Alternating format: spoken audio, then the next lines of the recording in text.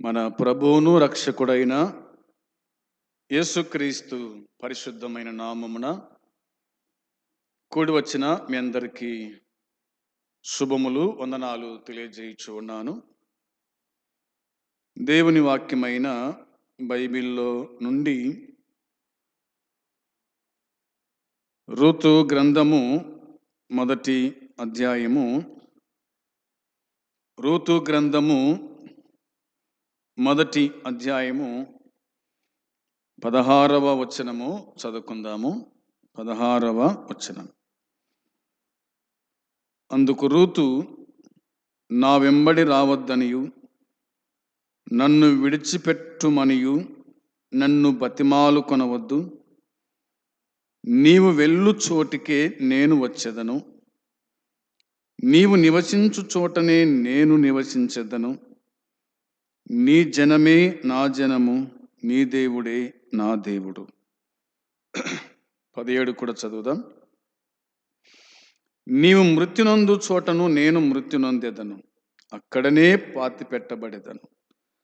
మరణము తప్ప మరి ఏదైనను నిన్ను నన్ను ప్రత్యేకించిన ఎడల యెహోవా నాకు ఎంత కీడైనా చెయ్యునుగాక అనెను. ప్రార్థన చేసుకుందాం. పరలోకమందున్న మా ప్రియమైన తండ్రి, నీ పరిశుద్ధమైన పాదములకు వందనాలు, స్తోత్రాలు, కృతజ్ఞతాస్తుతులు చెల్లించుకుంటున్నాం. సకల ఆశీర్వాదములకు కారణభూతుడవైన దేవుడవు, సజీవుడవు, లోకరక్షకుడవు, మా ప్రాణనాథుడవు, మా విమోచకుడవు, మాతో కూడా ఉన్నటువంటి దేవుడవు. మమ్మలను పోషించి సంరక్షించి బ్రతికించినటువంటి దేవుడవు. నీ సన్నిధి మాకిచ్చినందుకై కృతజ్ఞతాస్తుతులు చెల్లించుచు ఉన్నాం. ఈ సమయమందు చదువుకున్న లేఖన భాగమును దీవించండి, ఆశీర్వదించండి. మీరే మాతో మాట్లాడుతూ రమ్మని మాటలాడనయ్యున్న యేసుక్రీస్తు పరిశుద్ధమైన నామమున స్తోత్రములు చెల్లించి ప్రార్థించుచున్నాము తండ్రి, ఆమేన్. దేవుని వాక్యమైన బైబిల్లో నుండి రూతు గ్రంథము 1వ అధ్యాయము 16-17 వచనాలు మనము చదువుకొని ఉన్నాం. ఈ వచన భాగాలు అనేక సందర్భాల్లో మనము విన్నటువంటి వాక్య భాగమే. నయోమికి 2 కోడన్లు ఉన్నారు. వారిలో ఒకదాని పేరు ఓర్పా, రెండవ దాని పేరు రూతు. వీరి ముగ్గురు కూడా విధవరాండ్లుగా ఉన్నారు. నయోమి భర్త చనిపోయినాడు, ఓర్పా భర్త చనిపోయినాడు, రూతు భర్త చనిపోయినాడు. వాళ్ళు ఎందుకు చనిపోయినారో మనకైతే పూర్తిగా తెలియదు. వారు నివసించినటువంటి స్థలము మోయాబు దేశం. వారు పెళ్లి చేసుకున్న వాళ్ళు కూడా మోయాబీయురాండ్లు. దేవుణ్ణి ఎరగని వారిని దేవుణ్ణి ఎరిగిన వారు వివాహము చేసుకున్నారు, పెళ్లి చేసుకున్నారు. వారు కలిసి కొంతకాలము సంసారము చేశారు, కానీ వారికి సంతానము దేవుడు ఇవ్వలేదు.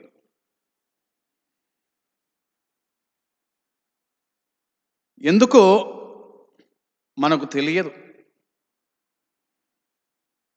సంతానం ఎందుకు ఇవ్వలేదో తెలియదు. ఒక మాట మనం గుర్తు చేసుకుంటే,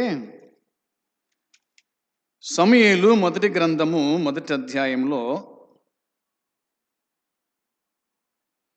5వ వచనం చూడగా, సమూయేలు మొదటి గ్రంథం మొదటి అధ్యాయము 5వ వచనం చూడగా, హన్న తనకు ప్రియముగా ఉన్నందున ఆమెకు 2 పాలు ఇచ్చుచు వచ్చెను. యెహోవా ఆమెకు సంతు లేకుండా చేశాను. యెహోవా ఆమెకు సంతు లేకుండా చేశాను. ఒకవేళ దేవుడే ఓర్పాకు రూతుకు సంతానము లేకుండా చేసినాడేమో తెలియదు.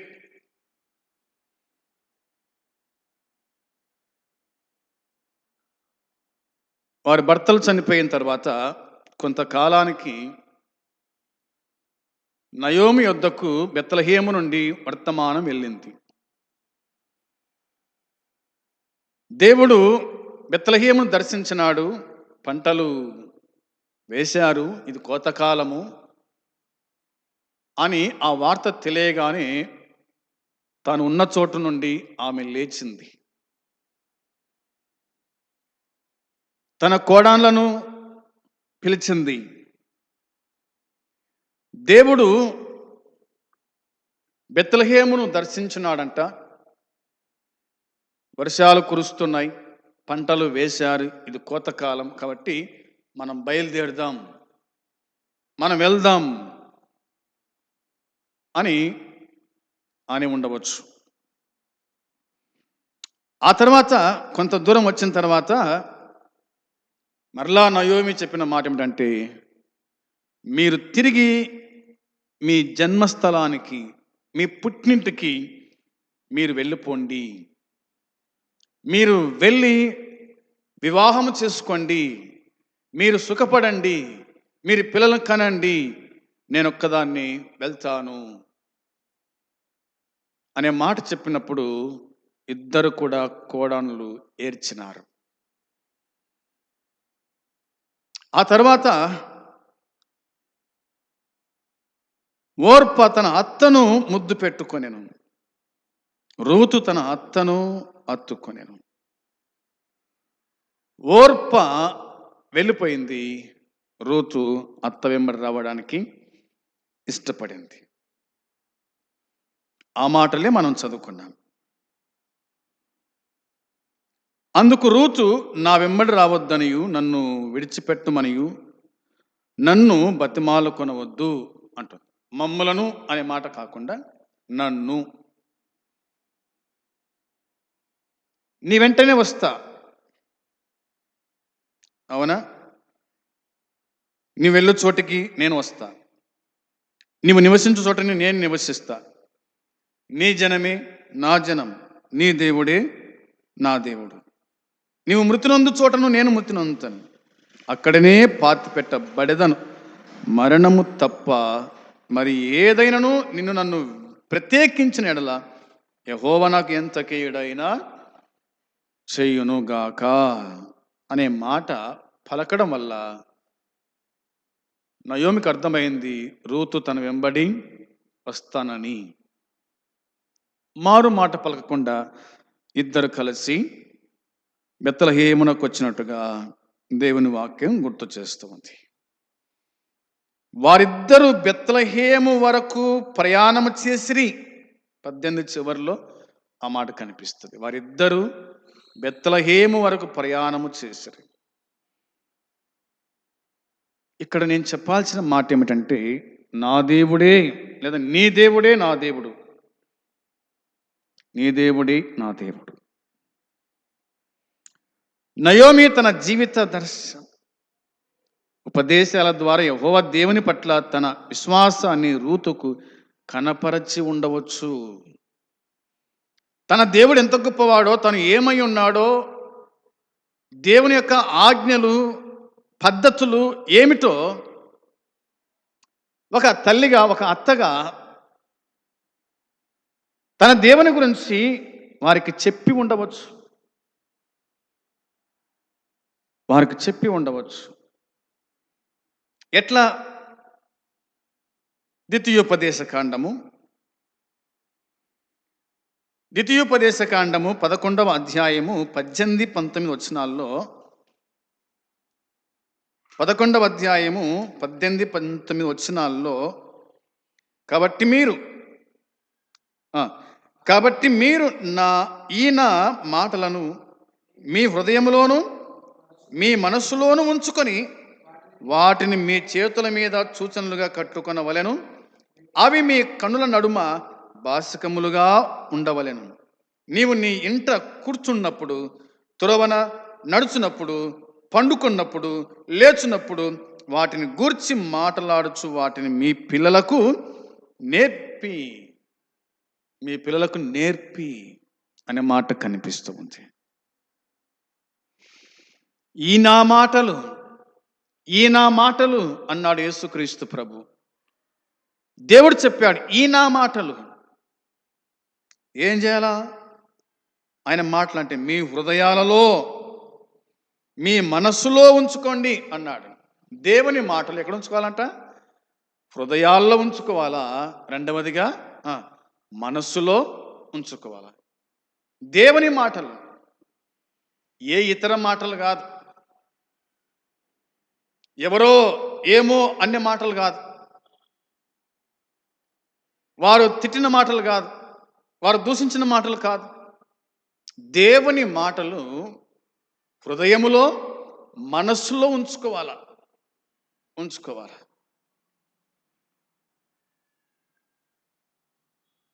మీ చేతుల మీద, అవునా, మీ చేతుల మీద సూచనలుగా కట్టుకొనవలెను అన్నాడు. మీ చేతుల మీద సూచన కట్టుకోండి. అవి మీ కనుల నడుమ బాసికములుగా ఉండవలెను. అవి మీ కళ్ళకు కనిపించాలి. మన మందిరంలో చుట్టూ కూడా ఏం కనిపిస్తున్నాయి? వాక్యాలు కనిపిస్తున్నాయి. బయట ఏం కనిపిస్తున్నాయి? కాంపౌండ్ గోడకు వాక్యాలు కనిపిస్తున్నాయి. అలా మీరు చూడగానే మీ కంటికి ఏం కనిపించాలంటే వాక్యం కనిపించాలి. మీ కంటికి వాక్యం కనిపించాలి. అదే వాక్యము మీ హృదయంలో, మీ మనస్సులో ఉండాలి అని దేవుడు ఆజ్ఞాపించినాడు. అంత మాత్రం కాకుండా నీవు నీ ఇంట కూర్చున్నప్పుడు, త్రోవ నడుచున్నప్పుడు, పండుకున్నప్పుడు, లేచున్నప్పుడు వాటిని గురించి మాట్లాడుచు వాటిని మీ పిల్లలకు నేర్పండి. వాటిని మీ పిల్లలకు నేర్పండి. మీరు నేర్చుకోండి, మీ పిల్లలకు నేర్పించండి. ఇవి చెప్పి ఉండవచ్చు నయోమి తన కోడళ్ళకు. అందుకనే కదా నీ జనమే నా జనం, నీ దేవుడే నా దేవుడు అనగలిగింది. దేవుని పట్ల రూతుకున్న విశ్వాసం నయోమి పట్ల ఆమె ప్రేమలో స్థిరంగా ఉండేలా దోహదం చేసింది. అందుకోసమే మన ప్రభు అయిన యేసుక్రీస్తు ఇలా మాట్లాడినాడు. ఆయన ఏం మాట్లాడినాడు అంటే మత్తయి సువార్త 10:39లో, మత్తయి సువార్త 10వ అధ్యాయము 39వ వచనం మనం చూడగా, 10వ అధ్యాయము 39వ వచనం మనం చూడగా, తన ప్రాణము దక్కించుకొనువాడు దాన్ని పోగొట్టుకొనును గాని నా నిమిత్తము తన ప్రాణం పోగొట్టుకొనువాడు దాన్ని దక్కించుకొనును. నా నిమిత్తము అన్నాడు ప్రభు అయిన యేసుక్రీస్తు. నా నిమిత్తము తన ప్రాణం పోగొట్టుకొనువాడు పరలోకాన్ని సంపాదించుకుంటాడు. రూతు ఏం పలికింది? నీవు మృతి నొందు చోట నేను మృతి నొందుతాను, నేను ఎక్కడ పాతి పెడతాడు అక్కడ పాతి పెట్టబడతాను, మరణం తప్ప నిన్ను నన్ను ఏది వేరు చేయకూడదు. ఆమె తీర్మానం ఏంటంటే నేను నీతోనే ఉంటాను, చస్తే నీ కాన్ని చస్తా. యేసుక్రీస్తును నమ్మినటువంటి మనము బ్రతుకుట క్రీస్తే, చావైతే లాభం అని పౌలు చెప్పినట్టుగా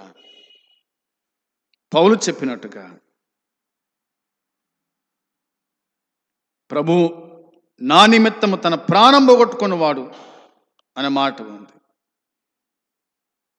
ఏమిటి? ఎందుకు అంటే తన శిలువను ఎత్తుకొని నన్ను వెంబడింపని వాడు నాకు పాత్రుడు కాడు. తన సిలువనెత్తుకొని నన్ను వెంబడింపని వాడు నాకు పాత్రుడు కాడు. తన సిలువనెత్తుకొని నన్ను వెంబడించువాడే నాకు పాత్రుడు. నా నిమిత్తమై ప్రాణం పెట్టువాడే నాకు పాత్రుడు. వాడే దేవుని రాజ్యమును సంపాదించుకుంటాడు.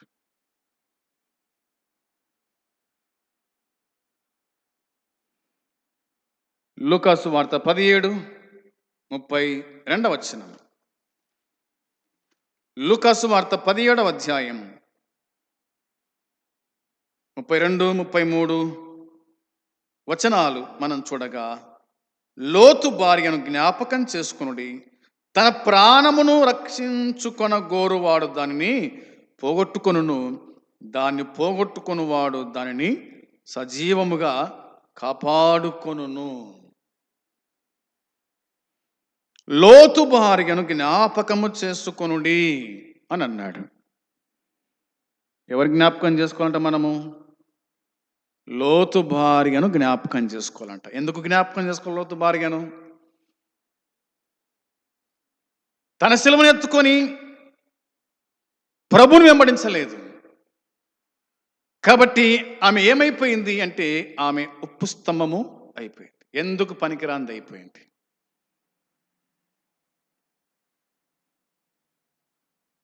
లోతు భార్య చేసిన విషాదకరమైన పొరపాటు ఏమిటంటే ఆమె పరలోకం పైగాక ఇహలోక సమాజంపై తన మనస్సు నిలుపుకొంది కాబట్టి. లోతు భార్య చేసిన విషాదకరమైన పొరపాటు ఏమిటంటే ఆమె పరలోకంపై కాకుండా ఇహలోక సమాజంపై, ఇహలోక సంపదపై, ఇహలోక ఆస్తిపై, ఇహలోక అంతస్తులపై, ఇహలోక వెండి బంగారముల మీద తన మనస్సు ఉంచుకోవడం వల్లనే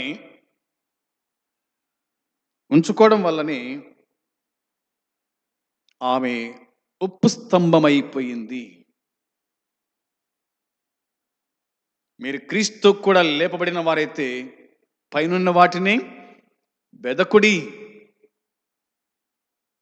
మీరు క్రీస్తు రక్తంలో కడగబడిన వారైతే పైనున్న వాటిని వెదకుడి. పైనున్న వాటిని వెదకాల. మన కన్నులు ఎప్పటికీ పైనే ఉండాల, కింద ముఖం కాదు. లోతు భార్యను జ్ఞాపకం చేసుకోవాలి. అబ్రహాము దేనికోసం ఎదురు చూసినాడు? అబ్రహాము చూపెక్కడా? ఎబ్రీ పత్రిక 11వ అధ్యాయం, ఎబ్రీ పత్రిక 11వ అధ్యాయము 10వ వచనం, 11వ అధ్యాయము 10వ వచనం మనం చూడగా, ఏలయనగా దేవుడు దేనికి శిల్పి నిర్మాణకుడై ఉన్నాడో పునాదులు గల ఆ పట్టణము కొరకు అబ్రహాము ఎదురు చూచుచుండెను.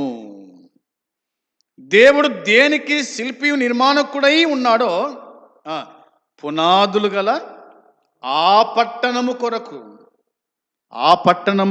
ఎదురు చూచుచుండెను. అబ్రహాము ఎదురు చూచుచుండెను.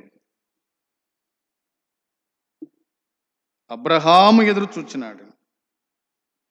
ఆ పట్టణము కొరకు ఎదురు చూచుచుండెను. దేవుడు తనకు వాగ్దానము చేసిన భూభాగము తన యాత్రకు ముగింపు కాదని అబ్రహాముకు తెలుసు.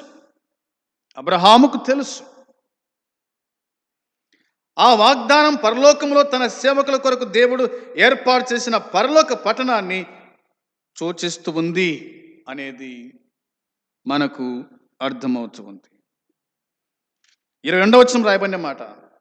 22వ వచనములో యోసేపు తనకు అవసాన కాలము సమీపించినప్పుడు విశ్వాసమును బట్టి ఇశ్రాయేలు కుమారుల నిర్గమమును గూర్చి ప్రశంసించి తన శైలములను గూర్చి వారికి ఆజ్ఞాపించెను అన్నమాట. ఆజ్ఞాపించినాడు. తన యొక్క ఎముకల గురించి ఆజ్ఞాపించినాడు. ఇశ్రాయేలీయుల నిర్గమం గురించి. అవునా? యెరూషలేములో ఏమి జరగబోతుందో దానిని మోసే, ఏలియా, యేసు ప్రభువుతో ఆ యొక్క రూపాంతరం కొండ మీద చెప్పినట్టుగా, నిర్గమం గురించి చెప్పినట్టుగా, ఇక్కడ యోసేపు కొడుక అవసాన కాలమున తను చనిపోయేటువంటి దినాల్లో ఇశ్రాయేలు కుమారులకు చెప్పినటువంటి మాట ఇందులో మనము చూస్తూ ఉన్నాం. దేవుని ప్రజలందరికీ అబ్రహాం ఒక ఆదర్శంగా ఉన్నాడు అనేది గుర్తుపెట్టుకోవాలా.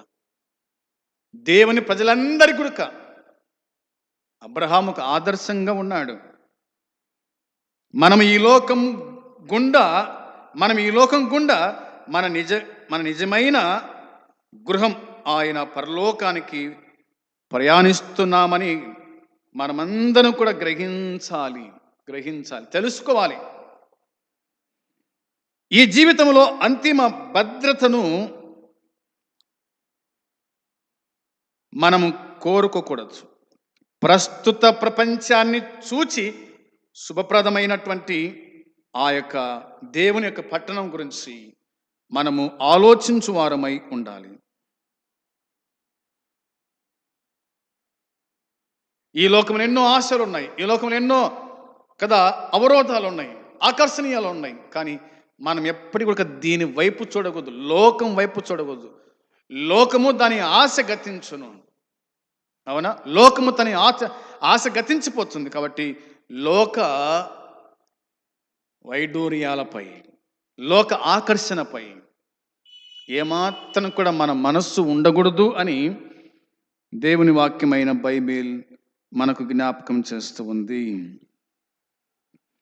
ఈ భూమిపై మనల్ని యాత్రికులుగాను పరదేశులుగాను మనము భావించుకునే వారుగా ఉండాలి. నేను ఈ భూమి మీద యాత్రికులను, పరదేశిని అని మనం భావించుకోవాలా, అలాగా మనము అనుకోవాలా. ఇది మన స్వదేశం కాదు, ఇది మన స్వదేశం కాదు, ఈ దేశం మనది కాదు. అవునా? ఇది అన్య దేశం. మన యాత్ర ముగింపు శ్రేష్టమైన దేశములో ఉంటుంది. మన యాత్ర ముగింపు ఒక శ్రేష్టమైన దేశములో ఉంటుంది. అక్కడ మనం ప్రవేశిస్తాము అనేది దేవుని వాక్యం చెబుతుంది. అది పరలోకము, అది పరలోకపు యెరూషలేము. వచనం 16 చదువుకుందామా? అయితే వారు మరి శ్రేష్టమైన దేశము అనగా పరలోక సంబంధమైన దేశము కోరుచున్నారు. అందుచేత తాను వారి దేవుడునని అనిపించుకోవడానికి దేవుడు వారిని గూర్చి సిగ్గుపడడు. ఏలైనగా ఆయన వారి కొరకు ఒక పట్టణమును సిద్ధపరచి ఉన్నాడు. అది పరలోకపు యెరూషలేము. పరలోకపు యెరూషలేములో మనము ఉండేవారుగా ఉండాలి. ఆ వైపు మనం చూడాలనేది దేవుని వాక్యం చెబుతుంది. ఎబ్రీ పత్రిక 12:22లో, ఎబ్రీ పత్రిక 12:22 వచనం చూడగా,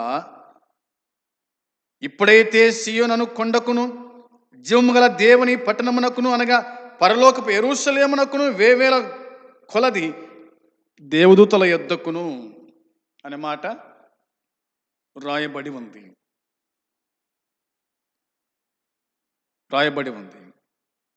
రాబోయే పట్టణం ఏమిటి? రాబోయే పట్టణము అంటే 13వ అధ్యాయం 14 వచనంలో నిలవరమైన పట్టణం మనకి ఇక్కడ లేదు, కానీ ఉండబోచున్న దానికోసము ఏం చేయాలంట? ఎదురు చూడాలా. కానీ లోతు భార్య ఎదురు చూడలేదు. ముందుకు వెళ్ళండి, మీరు ప్రయాణం చేయండి, వెనక్కి చూడొద్దు అని ప్రభువు చెప్తే ప్రభువు మాట లెక్క లేకుండా ఆమె ఎక్కడ చూడొద్దని చెప్పినాడో దేవుడు అక్కడనే చూసింది.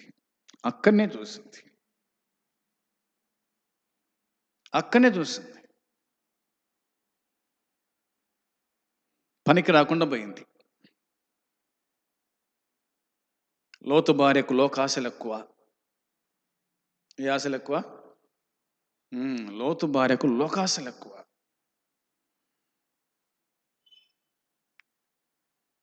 ఆదిమ తల్లి అవ్వకు కూడా అవునా తిండి ఆశ ఎక్కువ. ఒక పండు తెంపుకొని తిని ఎంత పని చేసి చూడండి. లోకం వైపు చూసింది, ఉపస్తంభం అయిపోయింది. ఎందుకు పనికి రాకుండా అయిపోయింది? లోతు భార్య. ఒక మాట చెప్పనా, ప్రతి విశ్వాసి కూడా ఈ ప్రశ్న వేసుకోవాలా. ఏ ప్రశ్న వేసుకోవాలా అంటే, నా హృదయము యేసు మీద, ఆయన రాకడ నిరీక్షణ మీద కంటే కూడా ఇహ సంబంధమైన వాటి మీదనే నగ్నం అయి ఉందా? ఎక్కడుంది నా మనస్సు, నా హృదయం ఎక్కడుంది? ఇహ సంబంధమైన వాటి మీద ఉందా, పర సంబంధమైన వాటి మీద ఉందా నా మనస్సు, నా హృదయం అనే ప్రశ్న మనము వేసుకునే వారుగా ఉండాలి. తిమోతితో పౌలు అంటాడు, తిమోతి, మనం ఈ లోకమునకు ఏమీ తెలియదు, దిగంబరులుగా వచ్చినాం, దిగంబరులుగానే అక్కడికి మనం వెళ్ళిపోవాలా. మనం ఏమి తెలియదు, మనం ఏమి తీసుకొని పోలేము, అంతే. మనం ఏమి తీసుకురాలేదు, ఏమి తీసుకొని పోలేము. అన్న వస్త్రములు గలవారమై వాటితో తృప్తి పొందుదాము అని రాశాడు. దేంతో తృప్తి అంట? అన్న వస్త్రములు గలవారమై వాటితో తృప్తి పొందుదాం. డబ్బు సంపాదించుకోవడానికి కానీ, కూడబెట్టుకోవడానికి కానీ, అవి సంపాదించుకోవడానికి కాదు మనం వచ్చింది. ఎలాగొచ్చినామో అలాగే పోతాం తిమోతి అని పౌలు ఒక తండ్రిగా, ఆత్మీయ తండ్రిగా తను బోధించినట్టుగా దేవుని వాక్యం గుర్తు చేస్తూ ఉంది. నీ దేవుడే నా దేవుడు అని రూతమ్మ పలికింది కాబట్టి దాన్ని నెరవేర్చింది. అవునా? రండి చూద్దాం. ఋతు గ్రంథం 4వ అధ్యాయం 13వ వచనం. ఋతు గ్రంథము 4వ అధ్యాయము వచనము 13లో రాయబడిన మాట. కాబట్టి బోయాజు రూతును పెళ్లి చేసుకుని ఆమె యొద్దకు పోయినప్పుడు యెహోవా ఆమె గర్భవతి అగునట్లు అనుగ్రహించను గనుక ఆమె కుమారుని కనెను. అప్పుడు స్త్రీలు, ఈ దినమున నీకు బంధువుడు లేకుండా చెయ్యని యెహోవా స్తుతి నొందునుగాక, ఆయన నామము ఇశ్రాయేలులో ప్రకటింపబడునుగాక, నిన్ను ప్రేమించి 7 కుమారుల కంటే నీకెక్కువగానున్న నీ కోడాలు ఇతన్ని కనెను, ఇతడు నీ ప్రాణమును ఓదార్చి ముసలితనమున నీకు పోషకుడగునని నయోమితో చెప్పిరి. అప్పుడు నయోమి ఆ బిడ్డను తీసుకొని కవ్గిట నుంచుకొని వానికి దాదిగా ఉండెను. ఆమె పొరుగు స్త్రీలు నయోమి కొరకు కుమారుడు పుట్టెనని చెప్పి అతనికి ఓబేదను పేరు పెట్టిరి. అతడు దావీదునకు తండ్రి అయిన యెస్సై యొక్క తండ్రి. దేవుని వాక్యం చెబుతున్న మాట ఎంత గొప్పగా చెబుతుందో దేవుని మాట. అవునా? భర్త చనిపోయాడు, అత్త వెంట వచ్చింది, దేవుడు బోయాజును సిద్ధపరిచినాడు, వివాహం చేసుకున్నాడు, వారికి కుమారుణ్ణి అనుగ్రహించినాడు. నీకు బంధువు లేకుండా చేయని యెహోవా అని అక్కడి స్త్రీలు పలికినారంట నయోమితోనికి. నయోమి తన బ్రతుకులో గొప్ప శోకము, కష్టం అనుభవించినప్పటికీ ఆమె దేవునిపై తన నమ్మకాన్ని నిలబెట్టుకుంది. ఆమె చూసిన నిలకడైన విశ్వాసము కారణంగానే దేవుడు ఆమె జీవితంలో సంభవాలను మేలుకరంగా, దీవెనకరంగా ఉండేలా క్రమపరిచినట్టుగా దేవుని వాక్యం చెబుతూ ఉంది. ఆమె తన చర్యమంకంలో దేవుడు ఎంతో జాలియు కనికరమును గలవాడని ఆమె గుర్తించగలిగింది, ఆమె సాక్ష్యం చెప్పగలిగింది. 10వ వచనం మనం ధ్యానం చేయగా ఇలా రాయబడింది. 10వ వచనంలో కుమారుడు పుట్టెను దావీదుకు తండ్రి. అవునా? ఓబేదను పేరు పెట్టినారు కదా, అతడు దావీదునకు తండ్రి అయిన యేసయ్య యొక్క తండ్రి అని వాక్యం చెబుతుంది. ఒక సౌశీల్యవతి అయిన యువతి నిర్ణయాన్ని దేవుడు గౌరవించాడు అనేది వాక్యం చెబుతున్నమాట. తన అత్తకు ఇశ్రాయేలుల దేవునికి కట్టుబడి ఉండేందుకు ఆమె తన విగ్రహారాధక మాతృభూమిని విడిచిపెట్టింది. క్రీస్తు ఈ లోకములోకి రావాల్సిన కుటుంబంలో భాగంగా చేయడం ద్వారా దేవుడు రూతుకు ప్రతిఫలం ఇచ్చినట్టుగా దేవుని వాక్యం మనకు గుర్తు చేస్తూ ఉంది. విగ్రహారాధికురాలు కానీ అన్ని విడిచిపెట్టింది, అందరినీ విడిచిపెట్టింది, తన అత్త వెంబడి వచ్చింది. క్రీస్తు ఈ లోకానికి రావాల్సిన కుటుంబములో భాగంగా చేయడం ద్వారా దేవుడు రూతును ప్రతిఫలంగా ఎంచాడంట. క్రీస్తు రావడానికి దేవుడు రూతును ఏర్పాటు చేసుకున్నాడు. దావీదు వంశంలో దావీదు కుమారునిగా, అవునా, యేసుక్రీస్తువు ప్రభువును చాలామంది గుడ్డివారు కానీ, కుంటివారు కానీ, మూగవారు కానీ చాలామంది ఏమని పిలిచినారు? దావీదు కుమారుడైన నజరేయుడగు యేసు, దావీదు కుమారుడైన యేసు అని పిలిచినారు. ఎంత గొప్ప దీవెన, ఆశీర్వాదం ఆమె పొందిందో మనము ఈ వాక్యము ద్వారా గ్రహించువారమై ఉండాలి. దేవుని కోసమై సమస్తాన్ని విడిచిపెట్టాల. ప్రభు అన్నాడు కదా, నా నిమిత్తము తన ప్రాణం పోగొట్టుకున్నవాడు, నా నిమిత్తం తన ప్రాణం పోగొట్టుకున్నవాడే దానికి పాత్రుడు. ఎంతోమంది దైవజనులు, సేవకులు దేవుని నిమిత్తమై తమ ప్రాణం పోగొట్టుకోవడానికైనా సిద్ధపడుతున్నారు. ప్రాణం దక్కించుకోవడానికి కాదు, ప్రాణం పోగొట్టుకోవడానికి సిద్ధపడుతూ ఉన్నారు. హతసాక్షులు అవుతున్నారు, మంటల్లో కాల్చబడుతున్నారు, బుల్లెట్ల ద్వారా కాల్చబడుతున్నారు, ఖడ్గముల ద్వారా చంపబడుతూ ఉన్నారు. కారణం నా నిమిత్తము అని ప్రభు చెప్పిన మాటను బట్టి. నా నిమిత్తము జనులు మిమ్మల్ని నిందించి హింసించి మీ మీద అబద్ధ సాక్ష్యం పలికినప్పుడు మీరు ధన్యులు,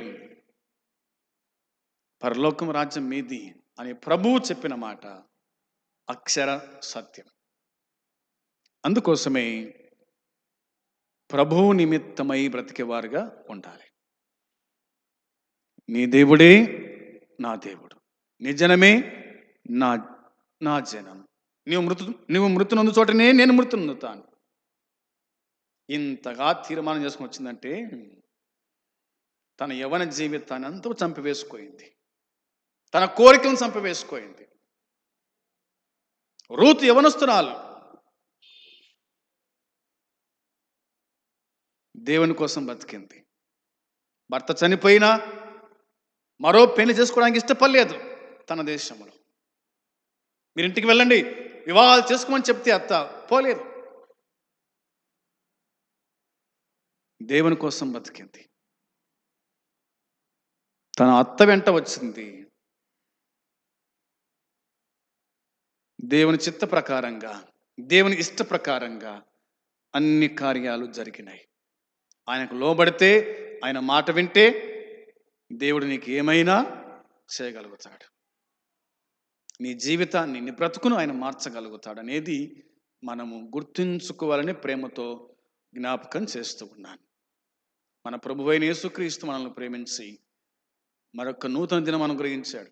ఈ దినమందు ఈ వాక్య భాగము వినడానికి ప్రభు సహాయం చేశాడు. కాబట్టి వాక్యానుసారంగా జీవించుదాం, ప్రభు కోసమే బ్రతుకుదాం, ప్రభులాగానే జీవించుదాం. అట్టి కృప దేవుడు మనకు సమృద్ధిగా అనుగ్రహించును గాక. ఆమేన్. ప్రార్థన చేద్దాం. ప్రేమగల తండ్రి, మీకు వందనాలు, స్తోత్రాలు, కృతజ్ఞతాస్తుతులు చెల్లించుచు ఉన్నా. కరుణా సంపన్నుడా, కృప చూపే దేవా, నీకు స్తోత్రం, స్తుతులు చెల్లించుకుంటున్నాం. ఈ దినమందు మీరు అందించిన ఈ శ్రేష్టమైన సందేశాన్ని బట్టి వందనాలు, స్తోత్రాలు. ఎంతమంది వినగలిగిరో వారి జీవితాల్లో కార్యం జరిగించి ప్రతిఫలం దయచేయండి. ఇక్కడ కూడి వచ్చి విన్నవారిని దీవించి ఆశీర్వదించండి, బలపరచండి. మా జీవితం, మా బ్రతుకు, మా ప్రయాణం ఎటుపోవాలనో సమస్తం విరిగిన దేవుడవు.